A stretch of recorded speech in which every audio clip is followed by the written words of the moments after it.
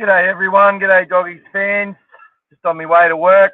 The dust has settled. Sorry about my antics yesterday. I'm a little bit embarrassed about the way I carried on. Although some people like the passion, I just think I was having a bit of a moment. um, yeah, but that's the way it is. But I still stand by most of the things I say. Anyway, Ciraldo, what's his next move? What's the plan from here? When will he make changes, do you think? Look, I think the right play with this team is to keep it the way it is at this point. Now, people want to talk about, the season will be over before we get these people in. We need to get them in now. And I definitely see the case for that. But they've got the reps with these guys in the preseason. This is the direction that they went. These 17 players or 18 players, well, there's probably 19 of them. Tracy sort of got there because he's got that bit of class and value. And even though he had an interrupted preseason, he seems to be hitting the ground running, which is fantastic. And then you got Blake Wilson, who's obviously next up in line as the first drop. And after him, you've got the likes of Bronson Cherry, Gerald Skelton. That's the back line. That's your 2 through to your 5. Now, there could be a chance that Tracy could get a chance at fullback, but I think they're going to go down a contingency route. So, for me, they've got Taff there as their fullback, and I think their next option that they will go with is Connor Tracy. I don't think it'll be Joash, as much as I'd love to see him get an opportunity at some point. I just don't think he's ready yet. But they'll know when he's ready, and he'll tell them when he's ready with his performances. And he's doing some good things out there every time he gets on the field, and he's only going to get better. But I think Tracy will be the next one who steps up into that fullback role. And Wilson, Cherry, and Skelton to fill those roles in the centre and that sort of thing. And we could see Connor play centre or wing. And I think that's likely to happen. I think Blake Taff, he's not the halfback, okay? And the reason I say that is because I've watched him defend in that position. He had Lachlan Elliott and Dean Hawkins. Dean Hawkins isn't a very good defender. But in his side, they can protect him a little bit. Even as pedestrian as South are, he gets his body behind. He does his best, and he's got enough big bodies out there to do it.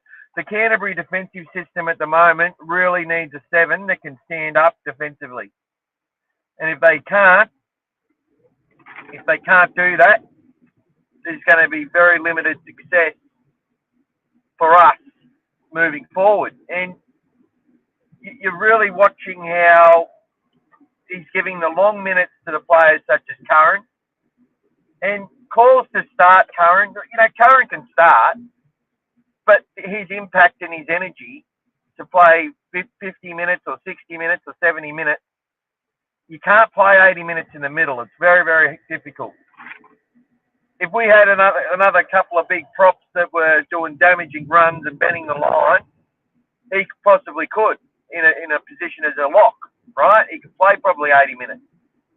But if we want to get the best of him for the balance of our side, he's coming off the bench after 15 or 20 minutes, depending on how we're going. If things are going all right, he's probably not going to come on until about the 20-minute mark. But once that first prop interchange starts showing signs of fatigue and getting caught out a little bit, Liam Knight was starting to feel the pinch a little bit in the middle, and he was the one who paid the price yesterday. And was brought up after 14, 15 minutes. And then Sam Hughes, I'm sure, would have played, at least 20 minutes, probably 25, had we not had those disruptions with the Fox going off. Jacob Preston got a 15-minute rest, which he normally plays 80 minutes. Kurt Moran got a 10-minute rest, and forcing Salmon out to the edge to play centre, because that's the decision he made to do that. That meant that the rotation, he had to keep Sam Hughes as that freshman to utilise. I just think he waited probably 4 or 5 minutes too long. But that's all good in hindsight. But Ciraldos' plan, there's contingency there. Sexton's the next halfback. Now, I've been very vocal to say he hasn't been knocking down the door in New South Wales Cup, and that seems to be cutting through. People are realising that when they watch the games, that, you know, defensively he's struggled a little bit, but that whole right edge has. It's a new, it's got himself, and they've had different centres week in, week out. I think they've had Hoffman and Semrani. They've had different players out there. And they've had Lipoy. Hopboy was on the edge to start, and he really struggled on that edge to begin with. So they conceded way too many points against the Eels, got away with the game. He went back to Matty, then come back and had a really good game against the Panthers. They got away with the win yesterday in the Cup. Really good late try to Bailey beyond the Yodo and Cherry. A fantastic, Joash Papali did a good job getting Cherry on the outside. He used his speed and offloaded at full contact, at pace, to Bailey beyond the Yodo, who's always there backing up. And for me, if I'm looking at what the contingency plan is, it's not Blake Taaffe going to halfback. Blake Taaffe is warming into things nicely at fullback. He competes. He's going to make a few mistakes. He's going to miss a couple of tackles out there. But he does ask questions in attack. I know he got a really good try assist yesterday, and he's doing his best. So I think he's warming into things nicely. They're working out how to utilise him. And Hutchison, everyone's calling for the 7. It's like watching, let's get rid of Flanagan every week. You know what I mean? When he takes those runs, he does usually generate a quick play the ball, and that's the idea. He pokes through the line. He hasn't quite busted through, but he's definitely poked through it and asked questions, which is what you want your halfback to do. He's playing in the style of a Nathan Cleary in the running game. He's just not as good. Nowhere near as good, obviously. And Nathan's obviously got that fitness and ability and size and ability, a bit more speed to keep things flowing around him, and a team that knows where they're going to be on the park. Our team doesn't support enough when we have players take on the line, and that's something that the fans are definitely right about. I've said that myself and seen it mentioned many times, and you just got to watch the game to see that. But to scapegoat the one player, look, Hutchison's on borrowed time. I think any reasonable person knows that. He's there right now, filling a hole. They need him in that line to be able to make those tackles, and he's generally doing it. And that's right now. It's in games by having a player that can defend in that position of the line. Now, obviously, as they keep getting more confidence in defence, and he probably starts to tire out a bit, the next step up is Toby Sexton. And I think Sexy, when he gets into that better team, he will defend better. He puts his body on the line, Toby. There's no doubt about that. He's just not quite as effective as Hutchison on the one-on-one stuff. But I've seen him make some really good tackles in myself. And when he plays, comes into that team, he will have cohesion and understanding with those players, because he's played with Burton for the end of last year. He was getting quite a few runs in the pre-season. They were sharing the load a little bit. So, and he's a confident player. You watched him in the game yesterday when they won in Cup. He was excited as anyone else on the field. He's not someone who's dropped his lollies because he hasn't been picked in first grade. I think he knows the plans to bring him in. It's a really tough, hard physical opening to the season that we've had, having big packs of the Eels, the Sharks.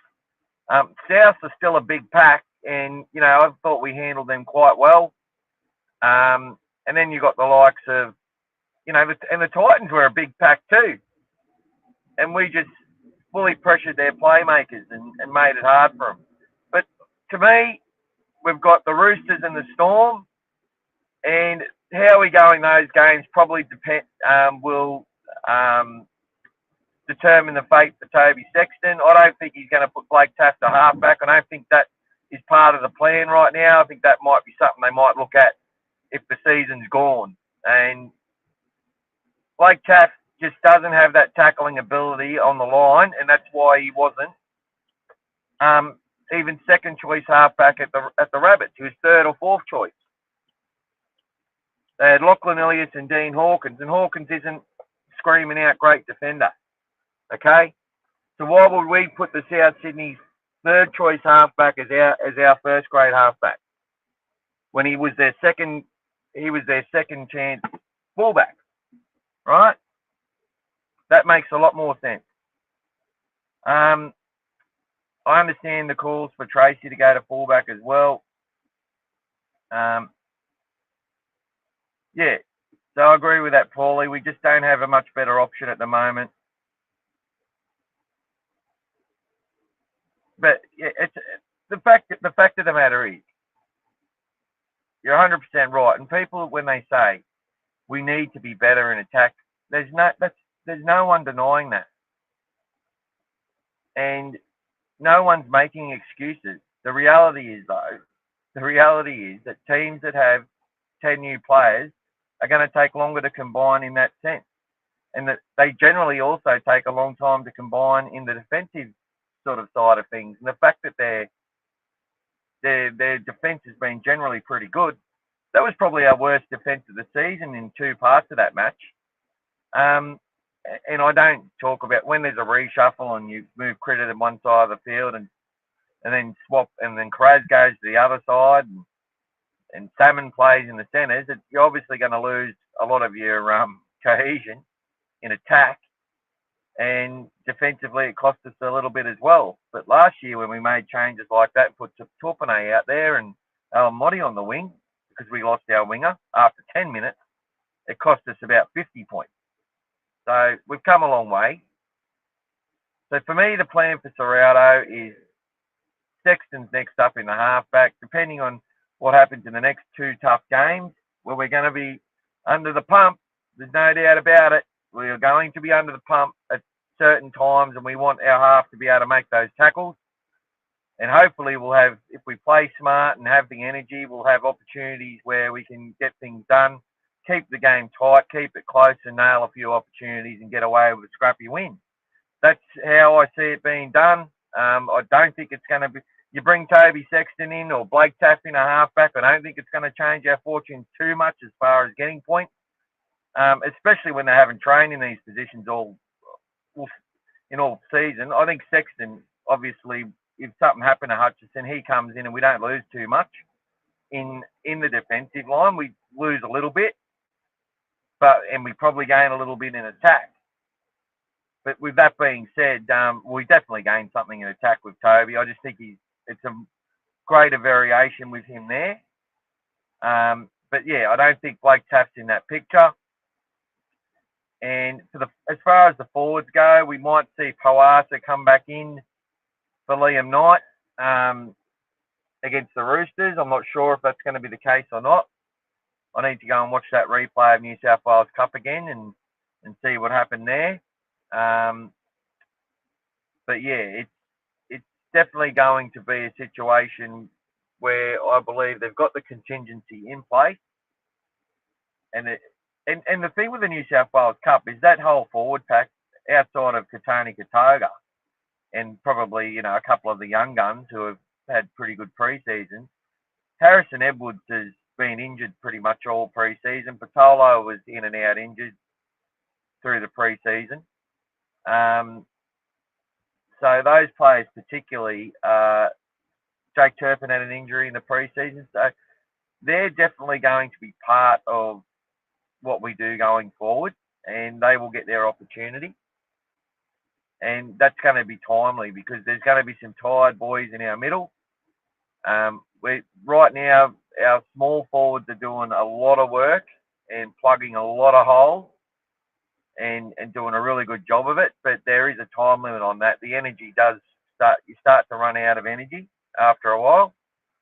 And then it's just from watching the NRL for so many years, that seems to be the way things go. Teams that are using a lot of petrol early tend to suffer in that department as the things move on, and then obviously injuries play a big part in that. So I think they've got a really good plan to have these players like Patolo, Katoga, and Harrison Edwards, and even Jake Turpin, I think, to come into the side and do a really good job. Liam Knight was good. Yeah, I thought he was all right, but I think he was the one who paid the price early. He was starting to get lose a little bit of that. He's starting to huff and puff, and that's the thing. When we're down 10-0, he was the one that they had to get Josh Curran out there and make sure that, because Josh is a bit like Billy Army in the fact that he's really good in his rush defence, but he's also good in his lateral movement and can get across. Knight tries. Like, Liam Knight's got a bit to offer. Like, you watch him in New South Wales Cup, some of his ball passing and is high quality. Like, same sort of quality. When you really watch it, he can pass a good ball. So there's something for there. But even his first run yesterday, I felt it was, it was sort of like watching the Fox when he was running. It's like they were a bit soft into the contact, like they got an injury or something they're worried about. Fox, as he warmed into it, got better, and so I felt Knight did as well. But that first run, you want him just going full pelt.